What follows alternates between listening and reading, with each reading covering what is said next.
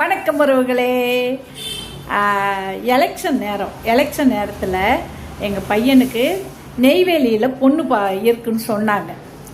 ஒரு மூலயமா சொன்னாங்க. சரின்னு பொண்ணு பார்க்கறதுக்காக நெய்வேலிக்கு போகிறேன்.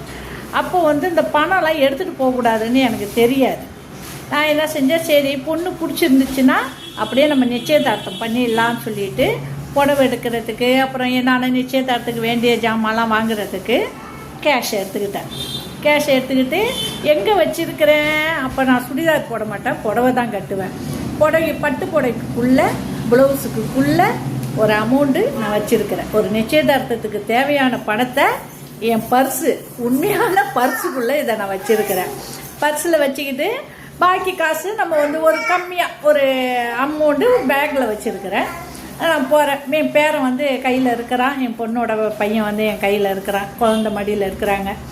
என் மருமவன், என் பொண்ணு எல்லாம் பின்னாடி வண்டியில் வந்துட்டுருக்குறாங்க. போயிட்டுருக்கக்குள்ளே உடனே போலீஸு செக்கிங்.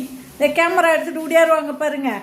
பணம் 1 லாக்கு எடுத்துகிட்டு போகக்கூடாது, ஒரு அமௌண்ட்டு தான் எடுத்துகிட்டு போகணுன்னு.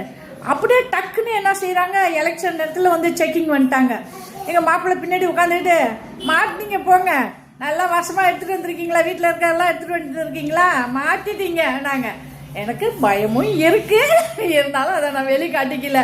ஏன்னா நம்ம நல்ல விஷயத்துக்காக. அப்போல்லாம் ஏடிஎம்லாம் இந்த அளவுக்கு கூகுள் பே, பேடிஎம் இதெல்லாம் கிடையாது.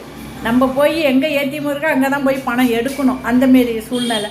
அதனால அந்த காலகட்டத்தில் நான் என்ன செஞ்சேன், ஒன்றுமே சொல்ல. சரி நம்ம பயத்தை வெளில காட்டிக்க கூடாதுன்னு சொல்லிவிட்டு பர்ஸெல்லாம் ஓப்பன் பண்ணி காட்டினேன்.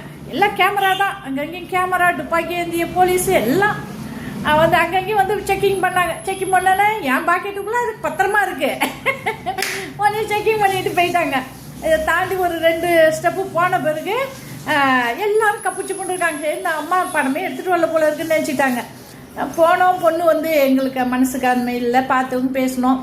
சரி நிச்சயதார்த்தத்தை அப்புறமா செஞ்சுக்கலான்னு சொல்லிட்டு திரும்பியும் அந்த பணத்தை நான் ரிட்டர்ன் எடுத்துகிட்டு வந்துட்டேன்.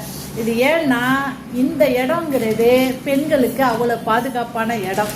இந்த இடத்துல நம்ம பணத்தை வச்சோன்னா அது அவ்வளவு பத்திரமாக இருக்க வேண்டிய இடம்.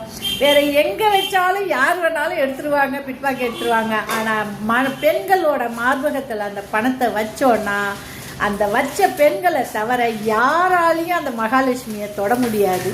இதுதான் உண்மை. எங்கள் மாப்பிள்ளெல்லாம் ரொம்ப பயந்துட்டாரு.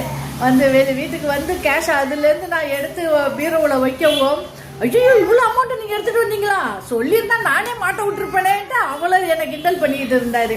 அதனால அனைத்து பெண்களுக்கும் பாதுகாப்பான இடம் எதுன்னா பெண்களோட மார்பகம்.